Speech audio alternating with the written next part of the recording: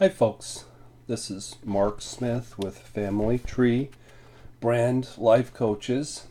I woke up wide awake at 4:30 in the morning, which is unlike me. And I always have lots of things to do, but I didn't have a heck of a lot to do. So I did have a little bit of inspiration to make a video. So I'm going to make a video. I have two issues. I'm a little boogery. Sorry about that. And my voice is a little froggy, I think, from waking up so early in the morning. So I am going to try to overcome my boogeriness and my fogginess to deliver a message I think that will be inspirational and helpful to you. So, the title of the video is Profound is the Wound of Narcissistic Abuse. You know how you come across sayings on Facebook and you read them and you're like, yeah, damn right, that's true. But then you get thinking about them and you realize they're really not true. So I came across this saying, never be defined by your past. It was only meant to be a lesson, not a life sentence. So that sounds reasonable, right? Be tough. Don't let your PTSD define you. But I had some thoughts about that. So here's my thoughts. Trust me, your complex PTSD, if you were shattered, will absolutely define you for a long, long, long time. Anybody who tells you different hasn't been shattered and they don't have complex PTSD and they're selling you snake oil. For me, it has been, let me add this up, 24 months, April, May, June, July, August, September, October. It's been 31 months, almost 32 months. And if someone were to ask me what's my chief defining characteristic, it would be complex PTSD.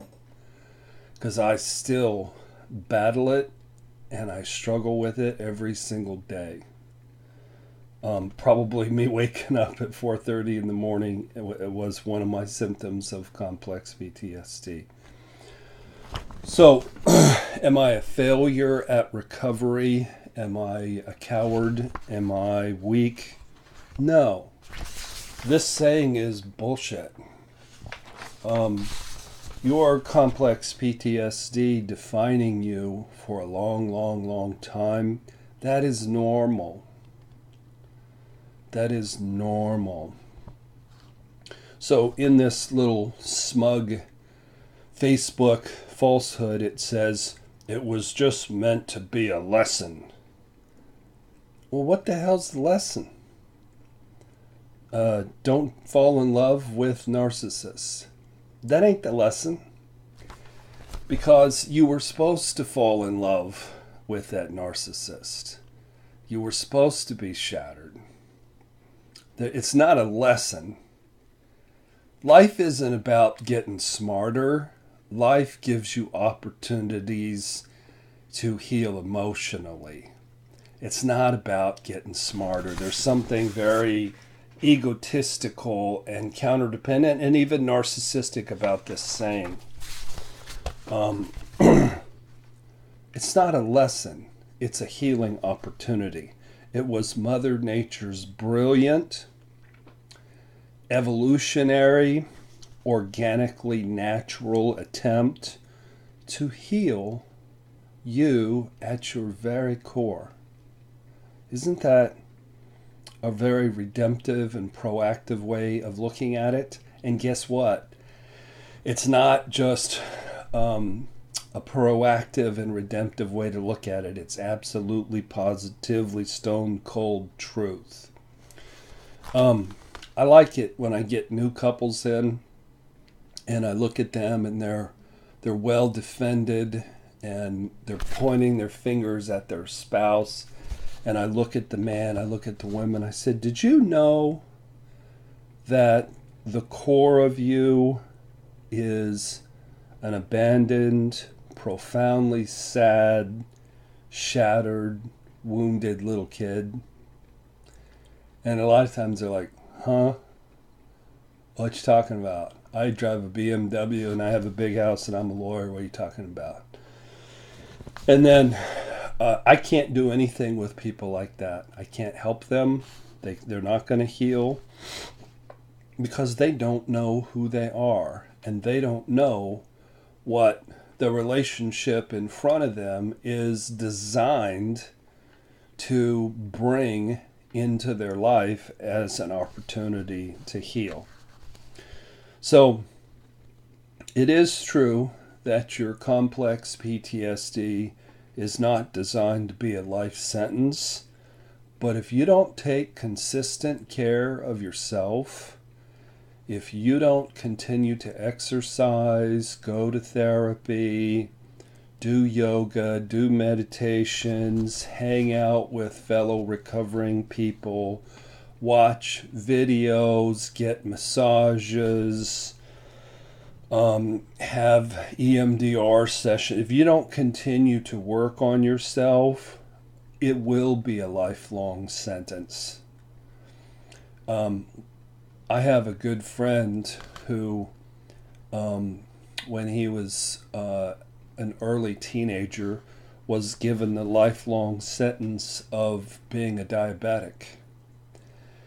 But he has worked at his diabetes like a trooper. He never overeats. He rarely eats sugar. He exercises to balance, and his blood sugar never gets out of whack. He wears one of those self-regulating insulin machines. I think he's going to live until he's 105, and I'll long since be dead. And then I have another friend who, as far as my knowledge, hasn't been diagnosed with diabetes. He might have adult onset diabetes, who is morbidly obese. And he's somebody who is just, probably pushing, 325, 350 pounds, because he doesn't take care of himself and he doesn't eat right. So, with our condition, with our the severity of the wound, profound is the wound of narcissistic abuse. It unearths within you the baby. It unearths within you the little child.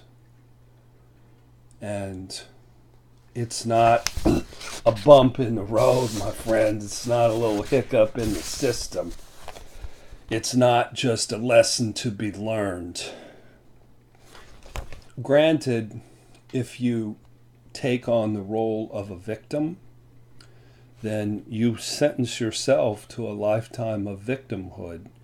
But if you embrace your pain, heal as much pain as you can, continue to work on your unresolved family of origin issues, do 12-step work, do your meditations, then you can live a life more normal and more blessed than you have any business living, given the severity of the wounds of your childhood.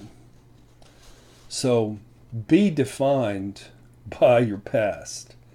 Anybody who tells you that your past shouldn't define you doesn't realize the power of the impact of one generation to the next generation, on to the next generation, on to the next generations. We are not rocks. We are not islands. We are the sum of generations of people. While it doesn't have to define you for a lifetime, you start with figuring out who you are. When people come in and they see me here, I'm not trying to fix their marriage. I don't believe in marriage counseling. I'm just trying to figure out who the heck they are and where the heck they came from. Who was their dad? Who was their mom? Who was their grandparents? What kind of folk do they come from? So, this isn't about learning a lesson. This isn't about a bump in the road. Life is an adventure. Life is meant to, in midlife, cut you open, usually through marriage, love, dating, romantic entanglement. Some of us get exploded into a billion pieces. Some of us just suffer Chinese water torture for, decades. But if you continue to work on your recovery process, if you keep a humble spirit, if you thirst for knowledge, then you know what will define you, and that is your recovery. And when people think of you, they'll think of your courage, they'll think of your bravery, they'll think of your rawness, that they will think of your wisdom, they will think of your genuine strength, and they will think that you made them better. Amen. So that's what I had to say about the little Facebook saying that I found. If you haven't subscribed to our channel, I think you perhaps ought to do that. You'll be notified every Tuesday night of our live stream show. I did a live stream show with my wife last night, and it was lovely. So next week she's going to do the show by herself, and the week after that's Thanksgiving. We're going to take the week off.